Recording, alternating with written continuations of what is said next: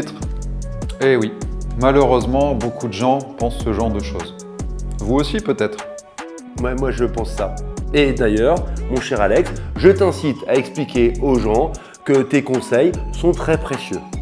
Alors prenez ces quelques minutes pour m'écouter, car elles vous feront peut-être gagner quelques années, quelques meilleures performances, beaucoup de bien-être et vous permettront certainement de vous rapprocher de vos rêves sportifs.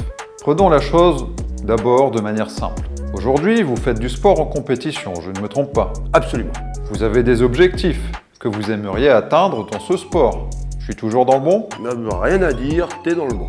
Savez-vous que les 3 piliers du sport sont le physique, la technique et le mental.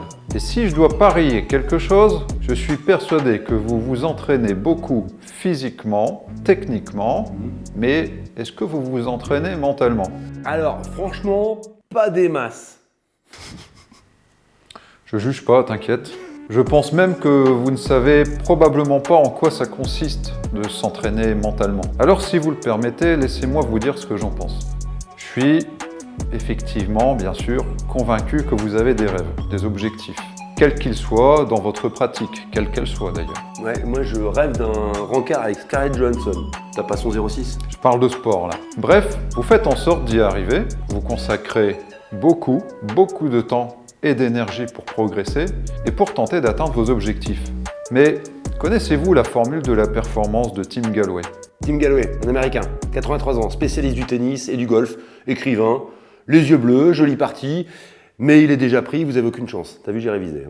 Voici sa formule. Elle est assez simple.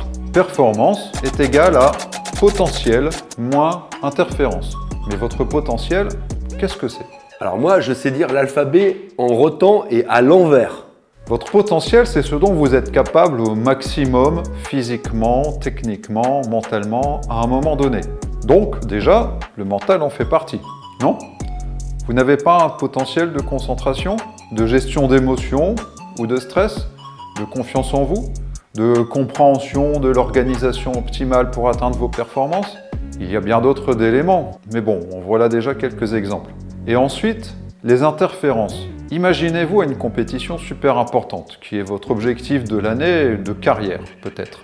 Super entraîné, en forme olympique, bref, au top techniquement et physiquement. Mais en stress total, ou avec une peur de l'enjeu par exemple, un doute qui vous envahit, une perte de vos moyens, une tension importante ou autre chose. Pensez-vous que votre performance ce jour-là va être à la hauteur de ce que vous valez ? Qu'elle va représenter, récompenser tous ces entraînements, cet investissement de votre part ? Malheureusement, les chances sont grandes pour que non. Ben oui, des années de sacrifices, des entraînements dans le froid, la pluie, attaqués par des loups et des salamandres et des crocodiles. Terminé. Et ce jour-là, vous devrez peut-être sortir les mouchoirs, parce que vous serez peut-être effondré, très déçu. Vous aurez peut-être laissé passer votre chance. Eh oui. Chers amis, ce jour-là, ne venez pas me dire que vous aurez fait tout ce qu'il fallait. Car si vous ne vous êtes pas préparé mentalement, votre préparation aura été bien incomplète. Qui plus est, la préparation mentale permet également d'améliorer vos entraînements physiques et techniques grâce à différents outils.